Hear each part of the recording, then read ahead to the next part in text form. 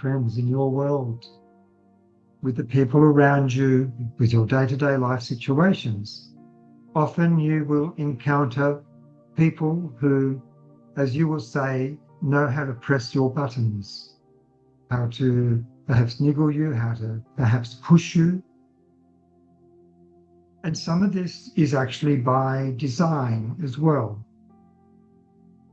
For such pushes and such triggers can create momentum within the energy field that is around you, and the potential for movement, which is there for more rapid progression, is available to you.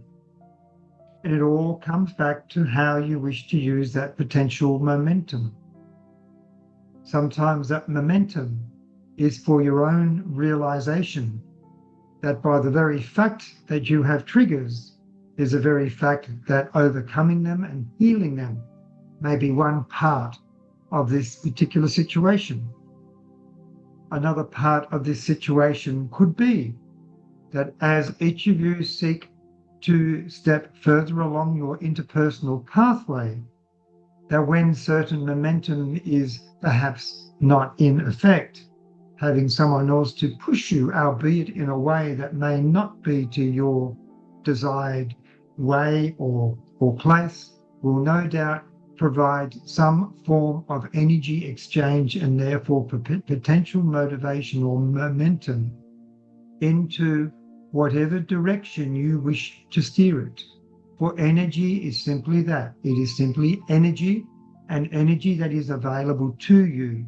And for you to become the master cultivator of the way that you either receive it and mold it or otherwise divert it, just as you could divert the current of a powerful river into a slightly different alignment that may serve to either irrigate many, many farms or to provide the momentum for a power station. But there are different ways and means which you may divert energy that is around you. It may simply be for inner contemplation. It may be to consider the needs of another person, whether that suits your particular role in life or not. But just sometimes the acknowledgement of another person's needs will help them on a trajectory where they will find the input and the guidance that they require. But sometimes it requires that pushback from you or that redirection from you.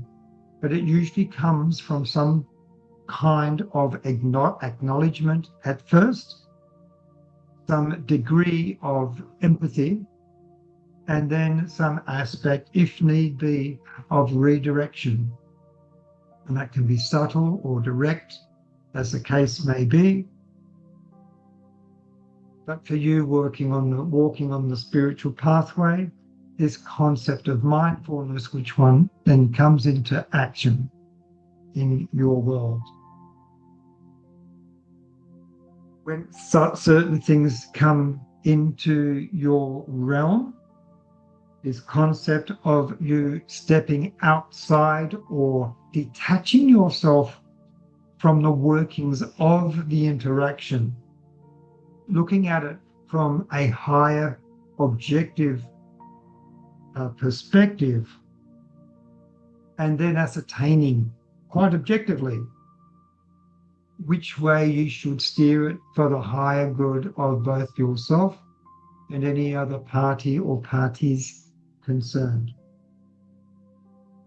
The more you do this, the more the resultant decision that you receive will be guided by higher, let's say, higher inspiration.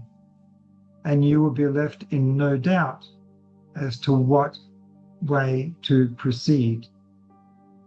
And all of this can occur within a millisecond, but it is developing the initial practice and the initial intent, which then facilitates you acting on what can only be described as more a fifth dimensional platform, than the 3D reactionary one that many people in your world survive on. Not prosper, but survive. And then some do actually struggle to survive operating in such density. By taking yourself out of your own personal earthly perspective and taking yourself out of that and looking from what you could call a more elevated, detached place, you have by definition brought higher frequency into the situation for it to be resolved accordingly, as distinct from any reactionary anger, frustration, disappointment, and so forth. You become more adept at meeting 3D issues from 5D, and therefore working for the highest good and bringing high frequency adjustment in to the being of the other people with whom you are interacting.